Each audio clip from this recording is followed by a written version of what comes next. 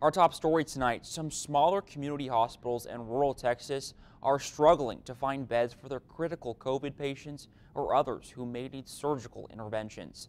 Rural areas rely on larger hospitals for advanced care like ICU, but as those are filling up, doctors, nurses, and hospitals in the Texas Panhandle are telling our Anastasia Bolton it's difficult to find beds for patients who need them. One nurse fears someone may die before she can get them proper help.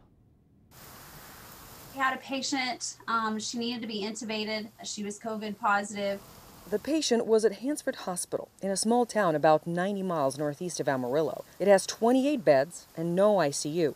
Critical or surgical patients have to be transferred. We started calling. It took about 45 phone calls. I've called 3 different states.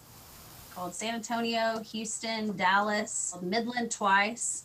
I called Oklahoma City, Colorado. Nobody had any beds for ICU beds for COVID patients at that time. They were all full. Blythe Boyd is the chief nursing officer at Hansford. My biggest fear would be not even those COVID patients, but some of those just sick patients, not being able to get them out of here. And then when we do, it may be too late. When she told me she made 45 phone calls, it just kind of, blew my mind.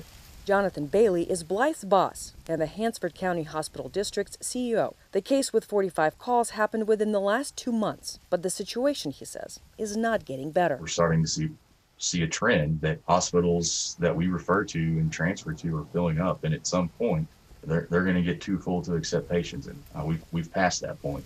3 million Texans live in rural areas. They rely on a shrinking number of community hospitals and on larger medical centers for more advanced care. Many end up in the hands of trauma and critical care doctors like Shamala Disanaka, chair of surgery at Texas Tech University Health Sciences Center in Lubbock. And I might be just 1 hour away, and yet if my hospital doesn't have beds, then that patient doesn't get sent to my hospital. It is possible that if we continue, more people will actually die of simple, treatable, and a lot of them surgical diseases, then will die of COVID. As of December 3rd, Texas COVID-19 hospital capacity dashboard showed beds available across the state. Most also showed ICU availability. But overall, the dashboard numbers didn't seem to reflect the picture a nurse, a hospital CEO, and a trauma surgeon are describing to us. It doesn't matter how many beds are on a dashboard. If you need a hospital bed, will you have one? Yes, no. That's the only question, in my opinion, that matters. And the answer to that across the United States right now is no. John Henderson runs Texas Organization of Rural and Community Hospitals, so he gets to hear all the stories directly from rural hospitals across the state. There's a prevailing attitude among some communities in Texas. They prefer to just have it and get on with it, and that's not the way it works. And I fear the only thing that'll get their attention is having a friend or relative or loved one go through it. That's a hard way to learn a lesson. I'm Anastasia Bolton. The state's health department says the dashboard numbers reflect what hospitals themselves report.